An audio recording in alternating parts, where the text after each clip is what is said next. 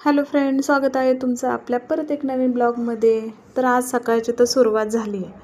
तुम्ही म्हणत असताल अशी का कपडे घातले, पण मला ना अशीच कपडे घालायला खूप आवडतात.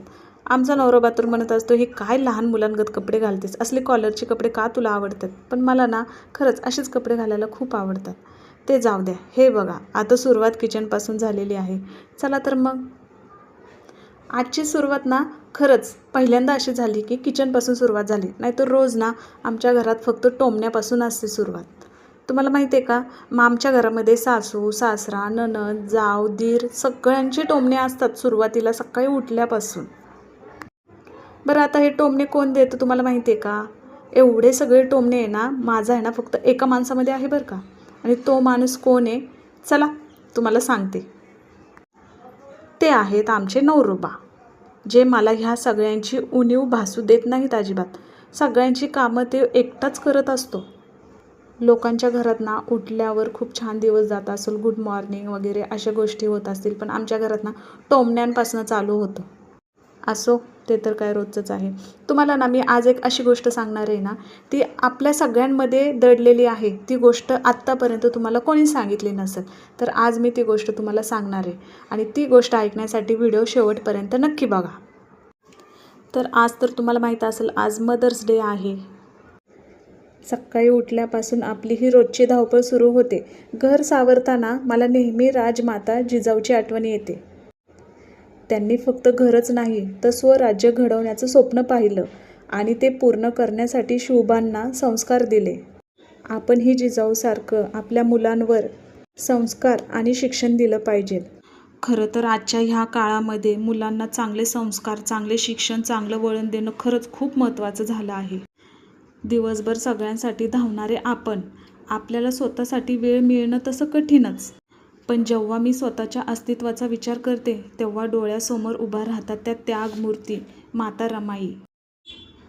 साहेबांच्या पाठीशी खंबीरपणे उभा राहून त्यांनी किती कष्ट सोसले, पण कधी तक्रार केली नाही. स्वतःचं सुख बाजूला सारून त्यांनी समाजाच्या कल्याणासाठी त्याग केला. आज आपण शिकतोय, सन्मानाने जगतोय. यात रमाईच्या त्यागाचा खरंच खूप मोठा वाटा आहे. हे विसरून आपण चालणार नाही. मदर्स डे म्हणजे फक्त स्टेटस ठेवणं नाही, तर या महान मातेचा विचार आपल्या आचरणात आणणं खरंच खूप गरजेचं आहे. बाबासाहेबांनी जगाला ज्ञानाचा प्रकाश द्यावा म्हणून त्यांनी स्वतःचं आयुष्य दुःखात काढलं. तो त्यागच आपल्याला शिकवतो की एका स्त्रीची साथ पुरुषाला यशाच्या शिखरावर कशी नेऊ शकते. बाहेरच्या जगात वावरताना एक स्त्री म्हणून आपल्याला अनेक आव्हानांचा सामना करावा लागतो. अशा वेळी आठवते ती झाशीची राणी लक्ष्मीबाई. झाशीच्या राणीचा बाण आपल्याला अन्यायाविरुद्ध लढण्याची ताकद देतो. मग ते बाहेरचं जग असो किंवा स्वतःचं करिअर. आपण कोणापेक्षा कमी नाही, हेच आजच्या दिवशी आपल्याला स्वतःला सांगायचं आहे. जिजाऊंचे संस्कार, रमाईचा त्याग आणि लक्ष्मीबाईचे शौर्य आपल्या प्रतीकीमध्ये आहे. आणि आता वेळ आलेली आहे तुम्हाला ती गोष्ट सांगायची की जी आजपर्यंत तुम्हाला कोणीच सांगितली नाही. आणि ते म्हणजे आपण स्वतः, आपला आत्मविश्वास, आपल्या मागच्या स्त्रियांनी केलेला संघर्ष.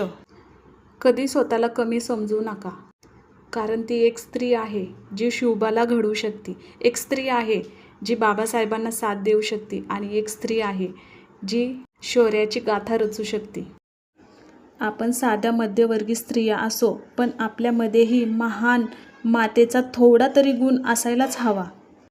म्हणूनच म्हणते, आजकालच्या मुलांना चांगलं शिक्षण देऊन, चांगले संस्कार देऊन जिजाऊ मातेसारखं बना. घरातलं कष्ट करून घरातल्यांना साथ देऊन माता रमाईसारखं बना. आणि वेळ पडली तर आपल्या मुलांसाठी झाशीची राणीसुद्धा बना. मदर्स डे म्हणजे फक्त स्टेटस ठेवणं नाही, तर या महान मातेचे विचार आपल्या आचरणात आणणं आहे. स्वतःला फक्त गृहिणी समजू नका, तर आपल्या घरातील एक चांगली नागरिक आणि चांगले विचार देणारी माता व्हा. तुम्हा सर्वांना मदर्स डेच्या खूप खूप शुभेच्छा. व्हिडिओ आवडला असेल तर शेअर करा, सबस्क्राईब करा आणि छान छान कमेंट करा. परत एकदा भेटूया अजून एक नवीन टॉपिक घेऊन. तोपर्यंत बाय, काळजी घ्या. पुन्हा नक्की भेटूया.